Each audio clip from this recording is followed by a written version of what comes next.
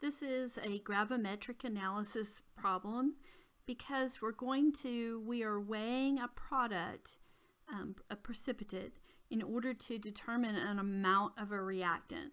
So gravimetric means we're weighing something.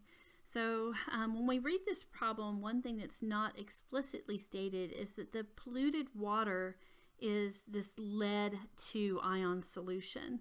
So this 0.50 liters goes with this lead that we're interested in. We want to know how much, or we want to know the molarity of that solution. And then we're also told an amount of our product that we weighed.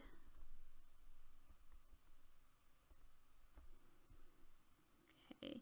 And our goal is to figure out the molarity of this lead in solution. So we might think about, how do you get molarity?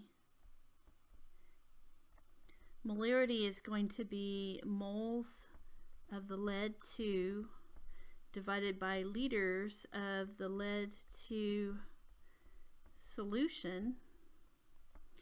And we already have that number. That number is the 0.50. So if we could just figure out the number here, we could divide and get our molarity.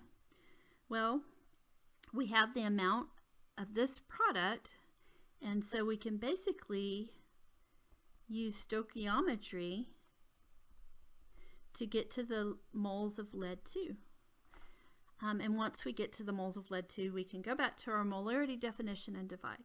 So let's remember our stoichiometry. We're going to start with the amount of the reactant that we know, or the product in this case.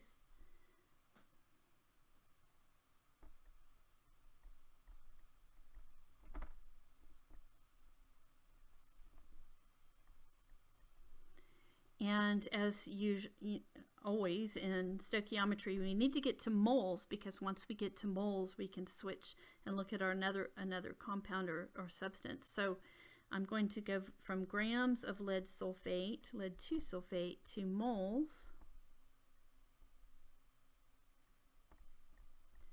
And what do we use to do that?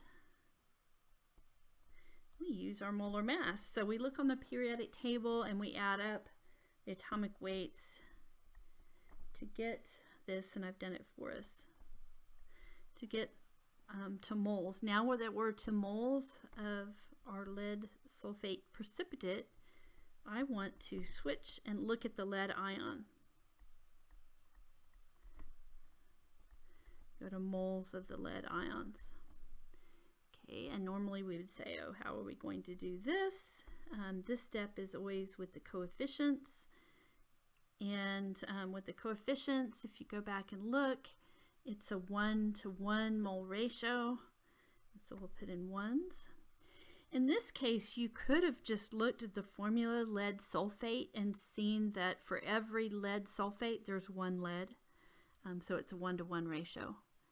Either way, normally we would do another step where we convert to grams of lead. But we don't need that, because back up here we said we just need moles of lead. So we're going to stop there and calculate.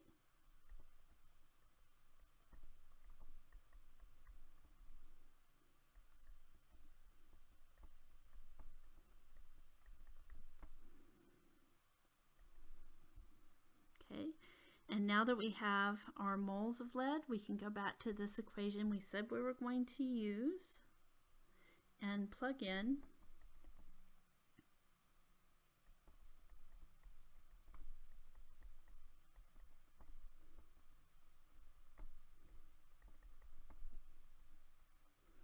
Dividing by our volume we already had.